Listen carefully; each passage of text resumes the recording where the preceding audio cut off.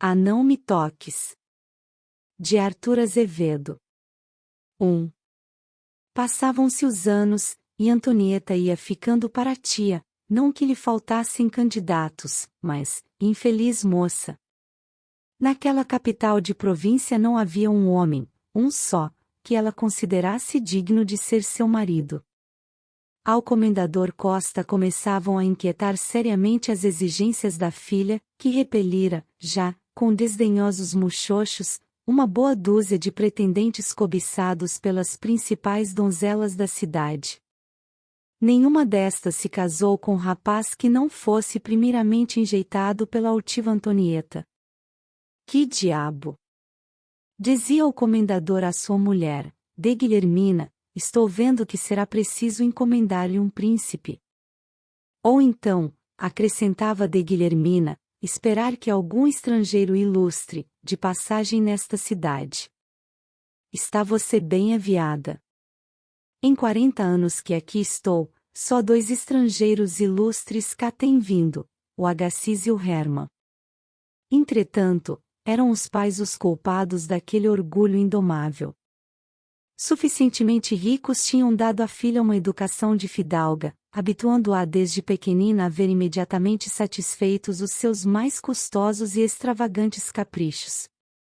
Bonita, rica, elegante, vestindo-se pelo último figurino, falando correntemente o francês e o inglês, tocando muito bem o piano, cantando que nem uma prima-dona, tinha Antonieta razões sobejas para se julgar um avis rara na sociedade em que vivia, e não encontrar em nenhuma classe homem que merecesse a honra insigne de acompanhá-la ao altar.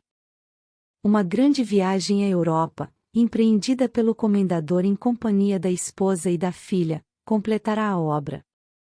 Ter estado em Paris constituía, naquela boa terra, um título de superioridade. Ao cabo de algum tempo, ninguém mais se atrevia a erguer os olhos para a filha do comendador Costa, contra a qual se estabeleceu pouco a pouco certa corrente de animadversão.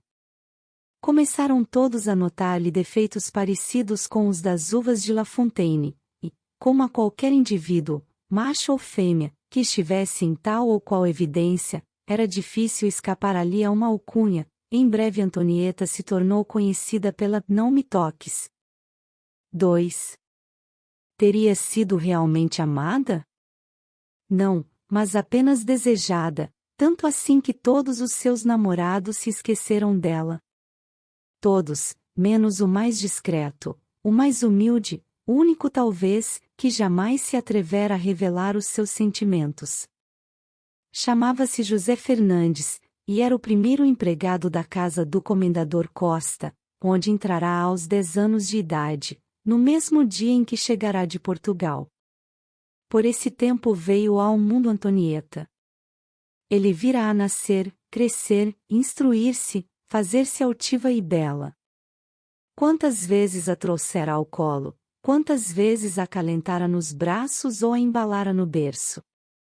E, alguns anos depois, era ainda ele quem todas as manhãs a levava e todas as tardes ia buscá-la no colégio.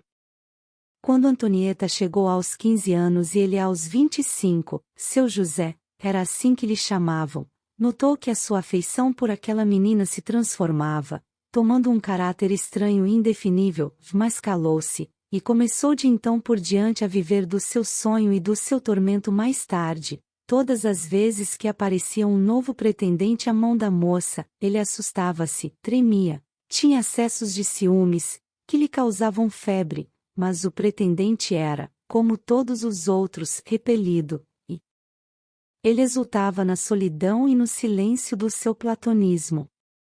Materialmente, seu José sacrificará-se pelo seu amor. Era ele, como se costuma dizer, não sei com que propriedade, o tombo da casa comercial do comendador Costa, entretanto, depois de tantos anos de dedicação e amizade, a sua situação era ainda de um simples empregado. O patrão, ingrato e egoísta, pagava-lhe em consideração e elogios o que lhe devia em fortuna. Mais de uma vez apareceram a seu José ocasiões de trocar aquele emprego por uma situação mais vantajosa, que ele, porém, Não tinha ânimo de deixar a casa onde ao seu lado Antonieta nascerá e crescerá. 3. Um dia, tudo mudou de repente. Sem dar ouvidos a seu José, que lhe aconselhava o contrário, o comendador Costa empenhou a sua casa numa grande especulação, cujos efeitos foram desastrosos, e, para não fechar a porta, viu-se obrigado a fazer uma concordata com os credores. Foi este o primeiro golpe atirado pelo destino contra a altivez da "não me toques".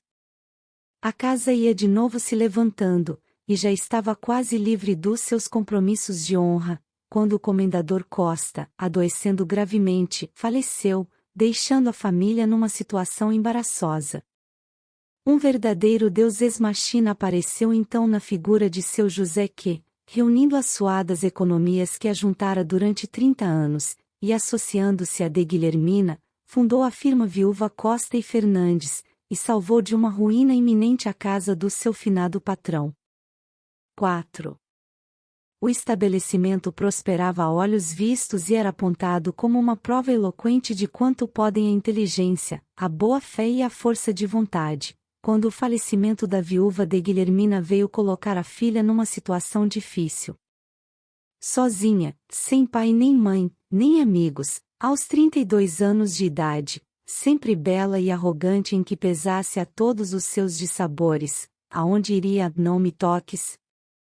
Antonieta foi a primeira a pensar que o seu casamento com José Fernandes era um ato que as circunstâncias impunham. Antes da sua orfandade, jamais semelhante coisa lhe passaria pela cabeça. Não que seu José lhe repugnasse. Bem sabia quanto esse homem era digno e honrado, estimava-o, porém, como a um tio, ou a um irmão mais velho, e ela, que recusara a mão de tantos doutores, não podia fazer-se a ideia de se casar com ele. Entretanto, esse casamento era necessário, era fatal. Demais, a "não me toques" lembrava-se de que o pai, irritado contra os seus contínuos e impertinentes muxoxos, um dia lhe dissera: "Não zero sei o que supões que tu és, ou o que nós somos. Culpa tive eu em dar-te a educação que te dei. Sabes qual é o marido que te convinha? Seu José. Seria um continuador da minha casa e da minha raça. Tratava-se por conseguinte, de homologar uma sentença paterna. A continuação da casa já estava confiada a seu José. Era preciso confiar-lhe também a continuação da raça. Assim, pois, uma noite ela chamou e, com muita gravidade, pesando as palavras, mas friamente, como se tratasse de uma simples operação comercial, lhe deu a entender que desejava ser sua mulher, e ele, que secretamente alimentava a esperança desse desenlace, confessou-lhe trêmulo, e com os olhos inundados de pranto, que esse tinha sido o sonho de toda a sua vida. 5. Casaram-se. Nunca o marido amou tão apaixonadamente a sua esposa. Seu José levou a Antonieta um coração virgem de outra mulher que não fosse ela, fora das suas obrigações materiais, amá-la, adorá-la, idolatrá-la, tinha sempre sido e continuava a ser a única preocupação do seu espírito.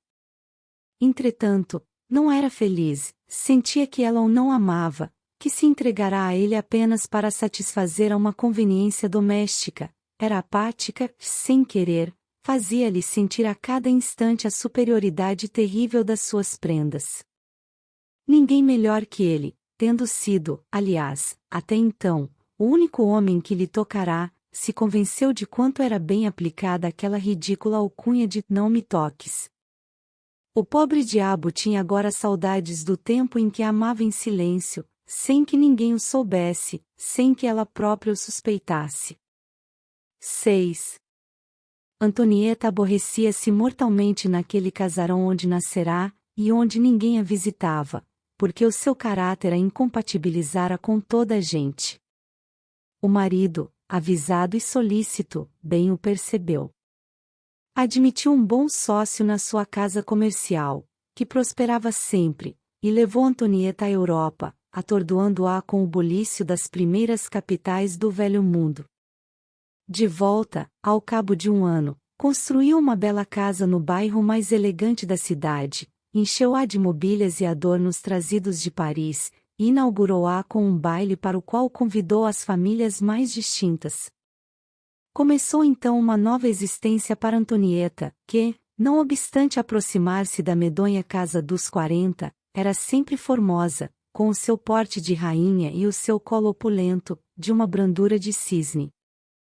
As suas salas, profundamente iluminadas, abriam-se quase todas as noites para grandes e pequenas recepções, eram festas sobre festas.